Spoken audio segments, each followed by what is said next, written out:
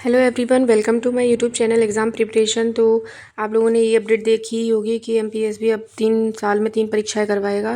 PSC छोड़ अब सारी भर्ती परीक्षा ईएसबी करेगा, ये आप लोगों ने देखा ही होगा। तो अब साल में 3 परीक्षाएं होंगी, इनके स्कोर कार्ड से मिलेगी सरकारी नौकरी। ये जो नौकरी मिलेगी वो स्कोर कार्ड जो आपने एग्ज़ाम दोगे नॉन टेक वाले, तो उनके उनके बेसिस पर आपको अब नौकरी मिलेगी। और जो स्कोर कार्ड रहेगा वो 2.5 साल तक वैलिड रहेगा। आप 2.5 साल तक उस स्कोर कार्ड से कोई भी वैकेंसी में अप्लाई कर सकोगे। और जो स्कोर कार्ड उन्हीं लोगों को मिलेगा जो कट ऑफ क्लियर करेंगे, उन्हीं लोगों को वो लोग स्कोर कार्ड देंगे। तो एक स्कोर कार्ड कई भर्तियों के लिए उपयोग कर सकेंगे। पर मुझे इसमें एक नेगेटिव दिख रहा है कि जैसे बहुत लोग ऑलरेडी जॉब में है या फिर अच्छे स्कोर करते हैं तो वो काफ़ी एग्ज़ाम्स देते हैं अभी भी, और जॉइनिंग एक एक जॉब छोड़ के दूसरी जॉब ज्वाइन कर लेते हैं। तो जैसे कि इसमें जो बच्चे अच्छे स्कोर करेंगे स्कोर कार्ड में, तो वो तो बहुत सारी वैकेंसीज़ में अप्लाई करेंगे। और जो पीछे बच्चे रहेंगे तो उन्हें तो उनका मौका ही नहीं मिलेगा, क्योंकि कट ऑफ फिर हाई ही रहेगा।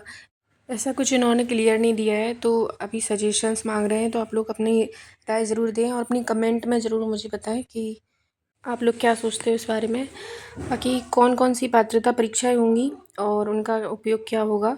ईएसबी हर साल 3 तरह की परीक्षा कराएगा।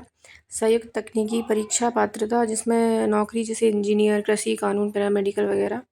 संयुक्त सामान्य पात्रता परीक्षा, जिसमें ग्रेजुएट स्तर की गैर तकनीकी नौकरियों के लिए होगा ये। शिक्षक पात्रता परीक्षा, ये स्कूल शिक्षकों के लिए होगी, जो स्कूल टीचर्स हैं उनके लिए एग्ज़ाम कराया जाएगा। 3 पार्ट्स में होगा ये एग्ज़ाम, और इन्हीं के बेसिस पे स्कोर कार्ड आएगा।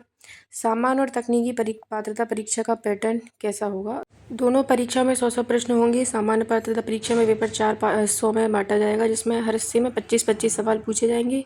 इनमें सामान्य ज्ञान, करंट अफेयर्स, मध्य प्रदेश, सामान्य ज्ञान, योजनाएं, गणित, तार्किक, रीजनिंग वगैरह, कंप्यूटर ज्ञान। तकनीकी पात्रता परीक्षा में 25 प्रश्न सामान्य विषयों से आएंगे और 25 प्रश्न संबंधित जो आपकी जो भी सिविल ब्रांच जो भी कुछ है उससे आएगा। जैसा कि अभी एमपीपीजीसीएल वगैरह में आपने आईटीआईटीओ में देखा होगा, वैसा पैटर्न है इसका। और एमपी सब इंजीनियर का भी ऐसा ही, जो भी तकनीकी एग्ज़ाम्स हैं वो ऐसे ही होंगे, इसी पैटर्न में। स्कोर कार्ड सिस्टम कैसा आएगा, तो इसमें परीक्षा में सरकार के तय न्यूनतम अंक लाने वाले उम्मीदवारों को एक ही स्कोर कार्ड मिलेगा। एक स्कोर कार्ड दिया जाएगा, जो सारे एग्ज़ाम्स में एलिजिबल होगा, सारी जो भी वैकेंसीज रहेंगी उनमें एलिजिबल होगा, एग्ज़ाम्स तो नहीं होंगे। तो एक स्कोर कार्ड, उसके बाद ये रिज़ल्ट परसेंटाइल स्कोर, जो अभी रिज़ल्ट आता है वैसा रिज़ल्ट देंगे वो लोग। बाद में जब विभाग भर्ती निकालेगा तब उम्मीदवार इसी स्कोर कार्ड से आवेदन कर कोई उम्मीदवार स्कोर कार्ड बेहतर करना चाहता है तो अगले साल फिर परीक्षा दे सकता है। तो आप लोग सोच सकते हो कि आपकी एक स्कोर कार्ड में अगर आप अच्छा स्कोर नहीं कर पाए तो आपकी पूरी साल आप लोग को वेट करना पड़ेगा, पूरी साल बर्बाद हो जाएगी आप लोगों की।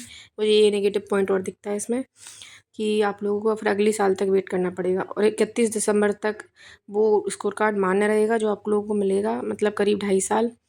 और शिक्षक पात्रता परीक्षा कराने वाली उम्मीदवार जीवन भर पात्र माना जाएगा, पर नौकरी में आवेदन के लिए स्कोर कार्ड 2.5 साल ही मान्य माना जाएगा उसके लिए। उम्मीदवारों को क्या फ़ायदा मिलेगा, बार बार अलग अलग प्रारंभिक परीक्षाएं नहीं देनी होंगी। एक अच्छे स्कोर आने पर कई भर्तियों में उसी स्कोर का उपयोग कर सकेंगे। तो अगर आप लोग एक अच्छे से एग्ज़ाम नहीं दे पाए या फिर आप लोगों का स्कोर कार्ड अच्छा नहीं आया, तो आप लोग फिर पूरी साल बैठो, कोई एग्ज़ाम नहीं मिलेगा आपको। अगले साल के लिए वेट करना पड़ेगा, वो भी कोई फिक्स नहीं रहता है एमपीएसबी का। अभी इतने सारे एग्ज़ाम पेंडिंग हैं और न्यू रूल्स ला रहे हैं ये लोग। और अभी बहुत सारे रिज़ल्ट्स भी नहीं दिए हैं लोगों ने कि रिज़ल्ट का क्या है। तो इसमें चयन प्रक्रिया आसान और पारदर्शी होने का दावा है। और क्या बड़े बदलाव होंगे इसमें, ऑनलाइन नियुक्ति पोर्टल बनेगा जहां नौकरी की जानकारी, आवेदन, मेरिट लिस्ट व नियुक्ति की पूरी प्रक्रिया होगी उस वेबसाइट पर, जो भी न्यू वेबसाइट बनेगी उस पर। तो ये पूरा पैटर्न है। अब विभागों को हर साल 30 सितंबर तक बताने होंगे कि खाली पद कितने। बाकी यही एग्ज़ाम पैटर्न है, यही सिलेबस है कि 25-25 पार्ट्स में डिवीज़न होगा। और इसमें टेक में 25 और 75 में क्वेश्चंस आएंगे आपकी ट्रेड से। बाकी पीएससी अलग अलग पदों के बजाय 5 बड़े शैक्षणिक और तकनीकी समूह बनाकर संयुक्त भर्ती परीक्षा कराएगा। और भर्ती वर्ष के अगले साल 1 जनवरी से होगी, मतलब अगले साल से 1 जनवरी से ये प्रोसेस स्टार्ट हो जाएगी, ऐसा लोग का इसमें कहना है। अभी तो ये लोग सजेशंस मांग रहे हैं उसमें, आप लोग भी अपनी सजेशंस दें। मुझे तो ये ठीक नहीं लगता, क्योंकि अभी 3 परीक्षाएं होंगी और अगर बच्चे के उसमें अगर वो किसी रीज़न से नहीं दे पाया या फिर वो उसमें कम स्कोर हुआ उसका किसी रीज़न से, तो फिर वो पूरी साल वेट करेगा अगली वैकेंसीज़ के लिए, अगली जो भी पात्रता परीक्षा होगी उसका फिर स्कोर कार्ड आएगा तो उसका 1 साल बर्बाद ही होना है। अभी डिफरेंट डिफरेंट एग्ज़ाम होते हैं तो वो अच्छा प्रिपेयर करके दूसरे में अच्छे से दे सकता है, पर फिर ये बंद हो जाएगा। तो ये मुझे नेगेटिव पॉइंट दिखता है इसमें।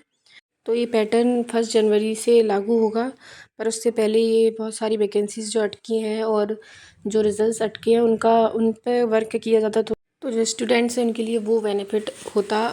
और बाकी ऐसे अपडेट के लिए मेरे चैनल को लाइक और सब्सक्राइब करें। Thank you.